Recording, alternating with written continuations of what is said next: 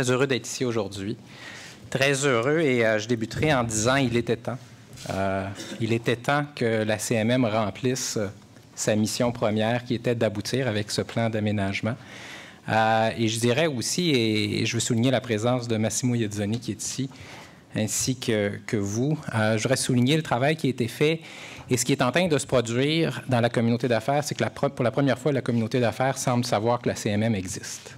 Et c'est un constat à la fois très dur envers la CMM que depuis 10 ans, la communauté d'affaires était à peu près, sur le territoire de Montréal, les gens que je côtoie, étaient à peu près ignorantes de la CMM, de ses objectifs et de son mandat.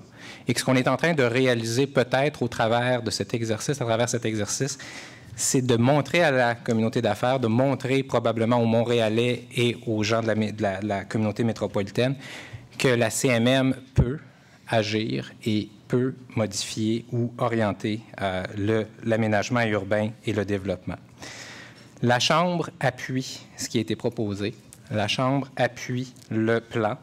Et la Chambre va formuler aujourd'hui quelques petites propositions d'aménagement. Et ça ne doit pas faire perdre de vue que pour la Chambre, ce plan est un bon compromis entre ceux qui estiment que le plan est trop contraignant et ceux qui estiment qu'il ne l'est pas assez. Et que notre intervention aujourd'hui vise tout simplement à intégrer des petits éléments dans un plan qui nous semble une bonne base pour les 5 prochaines années. C'est un plan qui, à notre avis, favorise le développement économique. Et c'était le premier angle sous lequel la communauté d'affaires nous a demandé de l'observer, de l'analyser. Est-ce que ce plan-là est susceptible, dans 5 ans, d'avoir contribué à faire de la région métropolitaine une région plus prospère, une région apte à payer pour les travaux d'infrastructure qu'on doit y faire? C'est un plan qui favorise un cadre prévisible et qui envoie un signal clair aux promoteurs.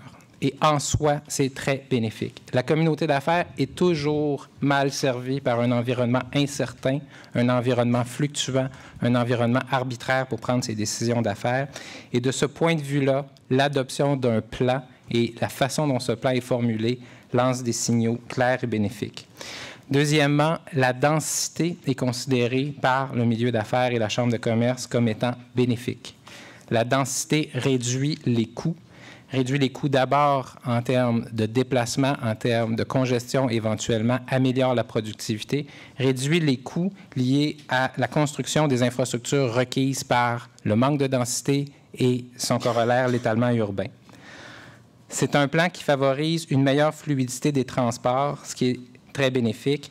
Nous avons produit une étude sur le transport en commun, une étude sur les infrastructures de transport qui identifie les coûts de congestion et qui milite en faveur d'un développement du réseau de transport. Enfin, c'est un plan qui propose une vision d'ensemble. Nous avons produit un rapport côté Séguin, très critique envers la gouvernance actuelle dans la région métropolitaine et qui recommandait spécifiquement qu'on aboutisse avec ce plan et que ce plan reflète une vision d'ensemble.